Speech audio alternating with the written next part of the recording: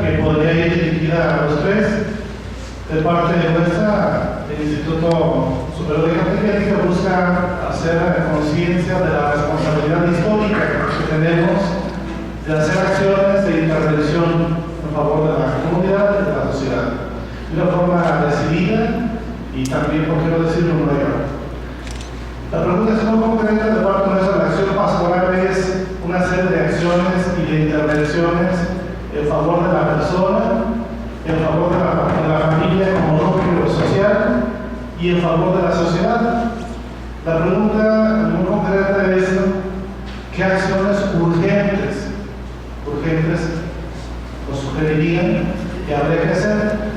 Porque tenemos núcleos, sobre todo hablando de parte nuestra, un porcentaje tal vez de las personas a las que llegamos y con los que trabajamos, sobre todo de agentes en pastoral, un 90% son personas, y esto va más dirigido a la doctora Célica Verónica, son personas, mujeres, que tienen esas realidades, esas emergencias, esas demandas que usted expresaba, y que de una forma u otra también se manifiestan con esa característica que ya lo manifestaba, la vulnerabilidad en un ambiente y una cultura tan cambiante que por otra parte sigue siendo muy machista. Bueno, la pregunta es: ¿qué acciones creen ustedes que convenga así de forma responsable hacer para llevar a cabo esto en torno a las personas, a la familia como núcleo social y a la sociedad, para tener en todos los campos y sectores un impacto positivo?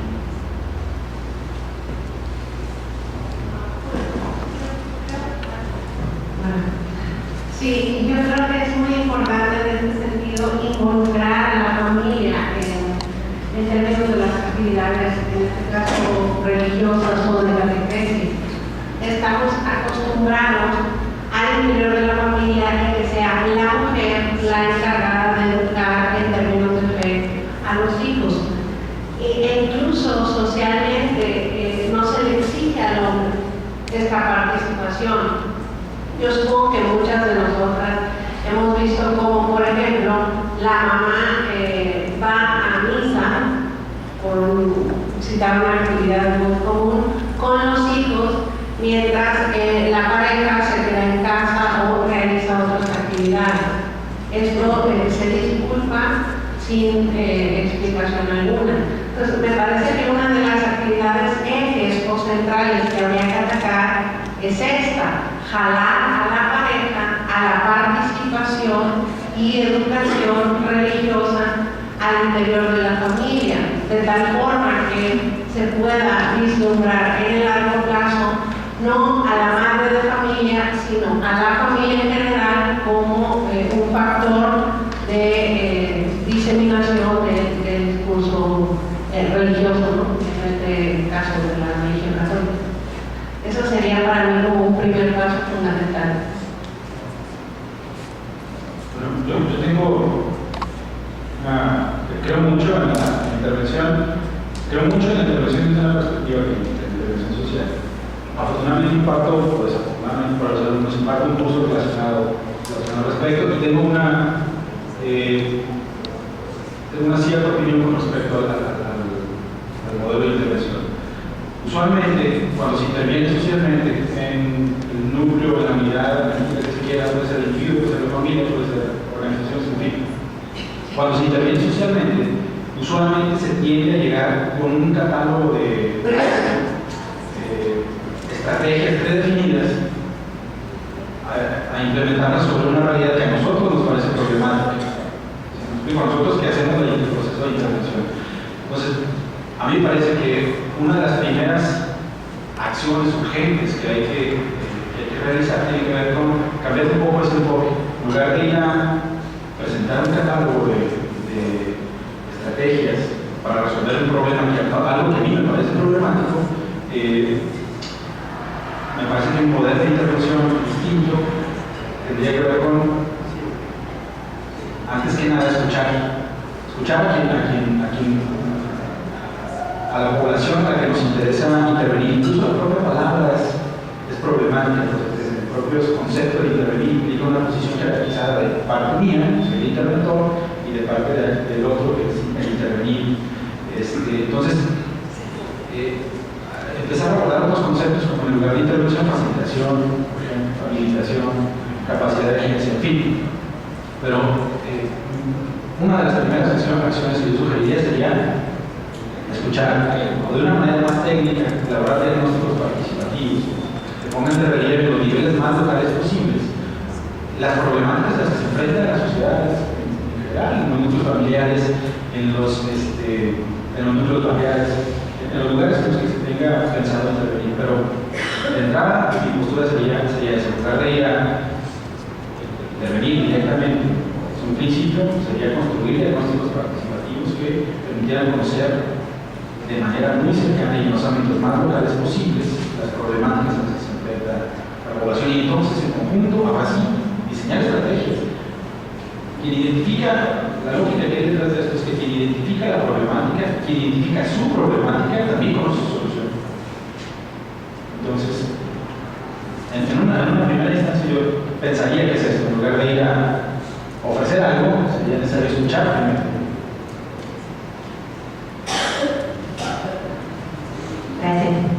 Bueno, aquí en Guadalajara obviamente no tenemos el mismo fenómeno, afortunadamente, de grupos grandes de jóvenes viviendo en la calle como existe en el DF. Sin embargo, sí tenemos muchos jóvenes marginados, pobres, que están enfrentando las mismas problemáticas que vimos inicialmente en mi presentación, que expulsan a la calle en México. Aquí, pues, no tienen la solución a llegar a la calle y buscan otros espacios. Lo que estamos viendo, yo dirijo una ONG aquí, se llama CODENI, trabajamos con niños en situación de calle que trabajan, y lo que estamos viendo con los jóvenes es que son candidatos ideales para grupos de narcomenudeo y tráfico de drogas. Entonces, lo que vemos es que todos los jóvenes del mundo, ricos, pobres, gringos, mexicanos, qué sé yo, están en búsqueda de una identidad, ¿no? Un lugar donde se puede pertenecer. Y no sé, a lo mejor desde una perspectiva muy gringa, como admiro y estimo a ese padre paisano mío que está frente de la iglesia San Hipólito, pero siento yo que si podemos relacionar con ellos y como un centro, si se puede buscar la manera de hablar su lenguaje, de hacerles sentir parte de ese espacio, parte de las actividades de aquí, de tener un vínculo sincero con un santo, con un padre o algún miembro de la congregación o del Estado, qué sé yo, ese puede ser justamente el vínculo y el espacio que necesitan, que les hagan tomar la decisión de no entrar al narcotráfico, de no salirse de la casa, de no entrar en una pandilla y todas esas problemáticas que vemos en las colonias marginales de aquí de Guadalajara. Bien, ¿alguien más quiere tomar la palabra? ¿Alguien quiere preguntar? ¿Comentar?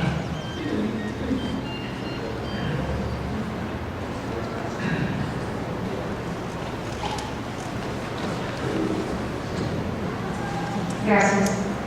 Bueno, mi pregunta es al doctor Igor, un poquito ahorita con sus esquemas que nos presentó de los futuros inciertos. Ciertamente nosotros, en la mayoría, como agentes de pastoral, que trabajamos directamente con los muchachos que pasan de la niñez a la adolescencia rápido, entonces se siente pues ese desaliento por el estudio, porque los que tienen la oportunidad de las ganas de querer estudiar no encuentran una oportunidad. Entonces, por situaciones de economía, y si logran pasar la barrera de la secundaria, pues la limitante que está en las preparatorias, de no salir. Y muchos adolescentes se quedan en el aire con sus deseos, ¿cómo se llaman?, desbalanceados. Entonces, nosotros como gente de pastoral, ¿qué nos sugerirían ustedes? ¿Cómo alentar? Que nosotros sabemos la realidad, pero ¿cómo no hacérselas llegar así, verdad? Como dijo usted al final, capaz que quedaron algunas situaciones desalentadoras. Así está la población, así la vive, y los muchachos son más vulnerables cuando no encuentran las oportunidades para realizar sus deseos. Es mi pregunta, pues, ¿cómo pudiéramos nosotros desde la fe alentar o contrarrestar eso tan desalentador? Gracias. Bueno, es una pregunta muy complicada y tendría muchas respuestas. Yo podría ofrecerte la que tiene que ver con mi perspectiva y mi propio posicionamiento al respecto a ello. Antes de que platico un poco, yo trabajo, estudio a los jóvenes, entonces he trabajado con jóvenes que están en la mejor posición socioeconómica que te puedas imaginar, y he trabajado con jóvenes que viven o por lo menos están en situación de calle. He trabajado con jóvenes anarcopunks y familiares, y he trabajado con jóvenes que están integrados en partidos políticos.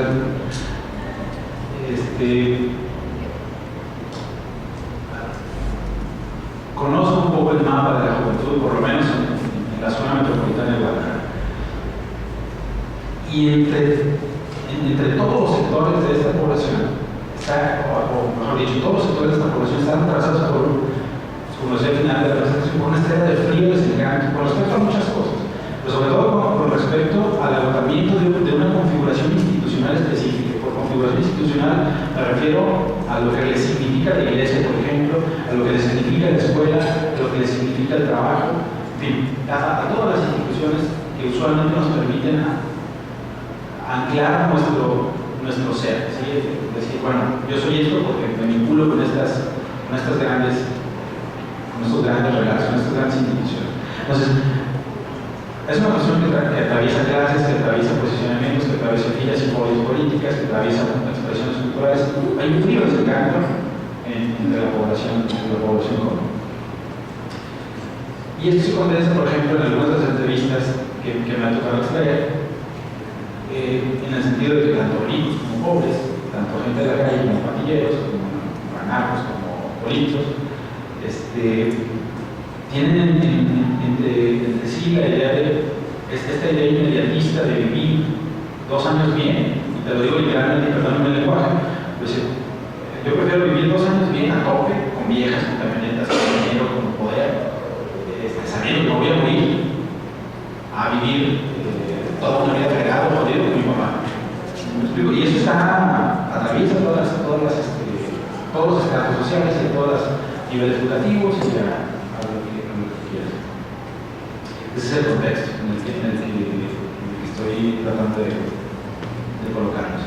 Ahora, yo la presentación que traje tiene que ver con una arista que me parece, puede ser, no la panacea, pero sí una contribución a generar condiciones de posibilidad, por lo menos, que tiene que ver con la estructuración de políticas públicas. Si no se contemplan estas paradojas que mencionaba, difícilmente se va a poder generar una posible solución. Para mí es muy difícil el asunto de qué hacer desde la fe para mitigar un poco el desencanto de la población joven. Se me ocurre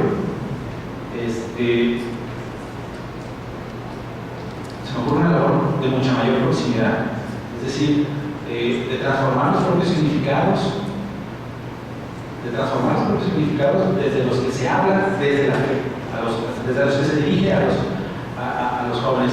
Me parece, por ejemplo, que el lenguaje utilizado por el sacerdote en el video que nos presentó Daniel genera una mayor proximidad, un mayor acercamiento con la juventud. No estoy sugiriendo que se pongan a hablar en un lenguaje adicional. A lo mejor vale la pena, pues, cuando uno está trabajando con jóvenes. Sí, a eso me refiero. Cuando uno está trabajando con los jóvenes, pues es necesario hablar el lenguaje. A medida que se transforma el lenguaje, también se transforma el significado, ¿sí? Transforma la configuración institucional que a los jóvenes en este momento no les dice mucho, les dice casi nada. Entonces, repensarse, no sé si esté lo correcto, pero la idea que se me ocurre es repensarse uno mismo para poder ofrecer esa transformación que experimento yo a los otros. No sé si me explico. Retransformar, resignificar la relación que yo sostengo con la propia fe en función de poderle transmitir a los otros esa transformación que yo he experimentado. No sé si se me ocurre. En este momento es para mí difícil y complicado sugerir qué hacer desde la fe. Sé perfectamente qué hacer desde el campo de las políticas públicas. Pero desde la fe me resulta un poco complicado, pero por lo pronto se me ocurriría un ejercicio de mayor proximidad, de resignificación de la relación, primero que yo sostengo con la fe, y después transmitir esa resignificación en un lenguaje nuevo, en medida, insisto, en que se retransforme, que se resignifique el lenguaje, también se transforma el significado de lo que es. Muy bien, ¿alguien más? Acá hay alguien que quiere participar.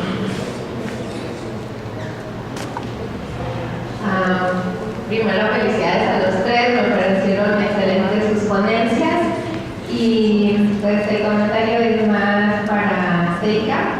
Tu conferencia pues me llegó mucho, ¿verdad? Como estar describiendo lo cotidiano de la vida de muchas mujeres, pero creo que también de muchos hombres y de la mayoría de las personas en la actualidad. Cuando hablabas de tengo que competir, exigiéndome estar a la altura, cumplir expectativas y como siempre posponiendo los sueños, los anhelos, los encuentros significativos en la vida, ¿no? Como el sentido final de la vida, cuando hablabas de darnos cuenta que somos finitos, que vamos a morir también, que podemos enfermarnos, como siempre posponiendo eso para cuando me jubile estar mejor. Y la pregunta es si, pues en esta carrera vertiginosa que nos ha puesto la cultura moderna de competitividad y de producir y de estar corriendo siempre todos, si has vislumbrado algunos caminos, ¿verdad? Tú decías ya como el ser vulnerable, pero decías también, pero hay pocas oportunidades de trabajo, de crecer. Entonces, como qué caminos, ¿verdad? Ante esta realidad que nos lleva así en un trote y que a veces nos deja vacíos del verdadero sentido de la vida.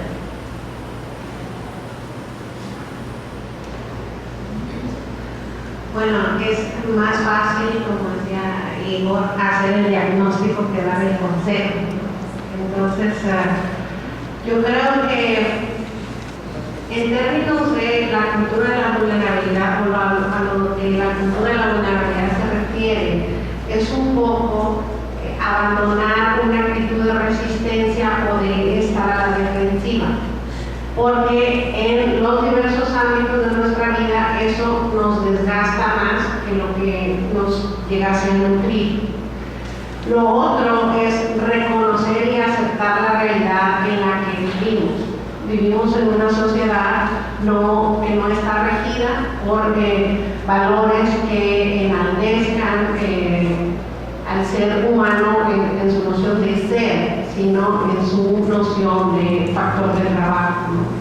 Entonces uno vale por lo que produce. O sea, cuando aceptamos esa realidad, entonces tenemos que tomar decisiones en cuanto a los límites y posibilidades que nuestra realidad nos permite.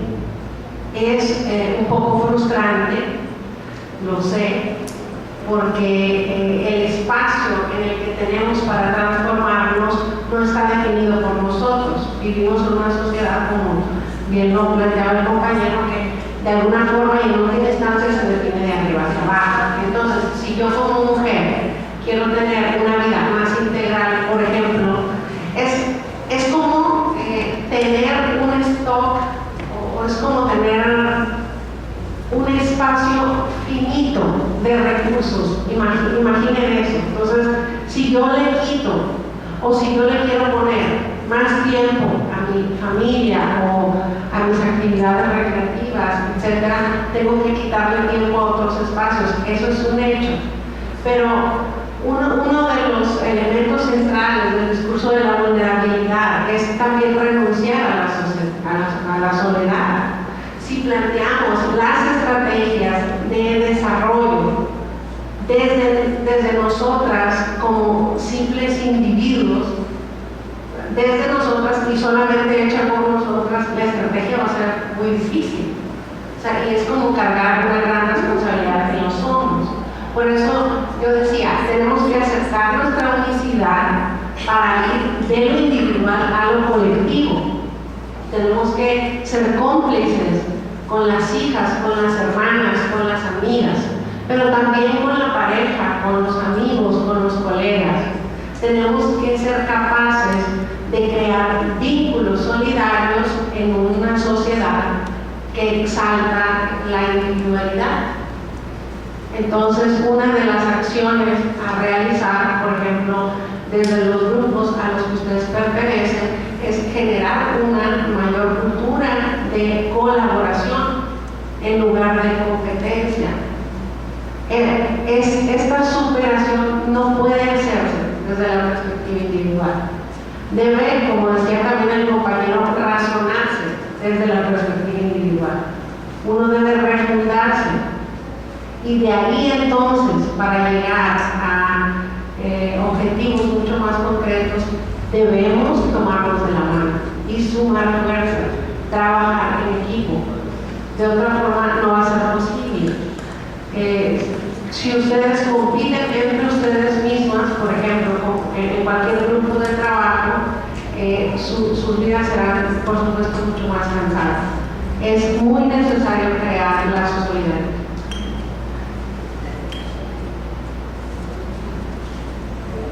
Mientras más, tenemos todavía 15 minutos para preguntas y respuestas. Buenos días, mi pregunta es para usted. Usted decía que los jóvenes necesitan identificarse con algún santo, con alguna persona o cosa positiva. Mi pregunta es, ¿cómo podemos hacerles a los jóvenes atractiva a la iglesia?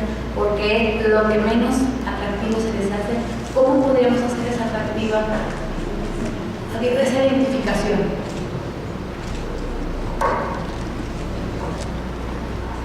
Bueno, creo que todos ustedes conocen a la Iglesia Católica mejor que yo. Mi perspectiva viene desde antropóloga. Pero, pues ayer en el video hay miles y miles y miles de jóvenes que van cada 28 y que están allá. O sea, cualquier día, cualquier hora que pase por esta iglesia de San Hipólito, hay jóvenes marginados en situación de calle allá. ¿Por qué? Pues esa es la cuestión de $1 millón, ¿verdad?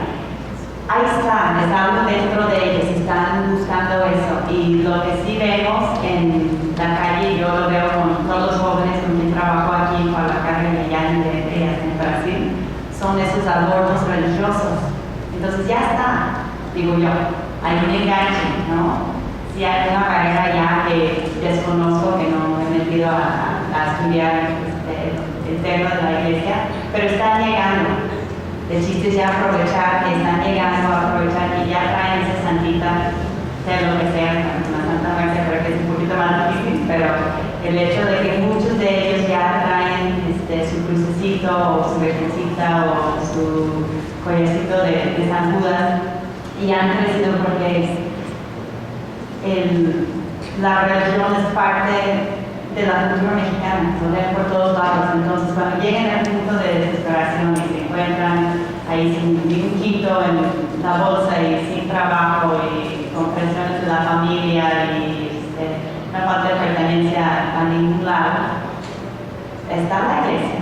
El chiste es ya ver la manera en que se aprovecha para engancharla. Y como quien dice Igor, siento que hay que buscar la manera de relacionarse con ellos, ¿no? Son muchas iniciativas que se pueden aprovechar a decir que la iglesia pues puede ser divertida, se pueden hacer cosas divertidas dentro de esas paredes, ¿no? No tiene que ser solamente de estar repitiendo pecados, ¿verdad? Hay más y la religión es muy amplio y pues es bella, ¿no? Entonces hay que buscar la manera de aprovechar eso. Y yo lo veo que todos lo tienen, ¿no? O sea, muchas veces yo no tengo la manera para relacionarme con ellos, me ven y dicen, pues esta gringa loca que hace aquí, ¿qué quiere conmigo, no? Pero ustedes, al contrario, que ya tienen este vínculo común, ya dicen, te la estás dando a mí también, pues ya es el primer vínculo que se necesita para generar ese proceso de acompañamiento que necesitan para salir adelante.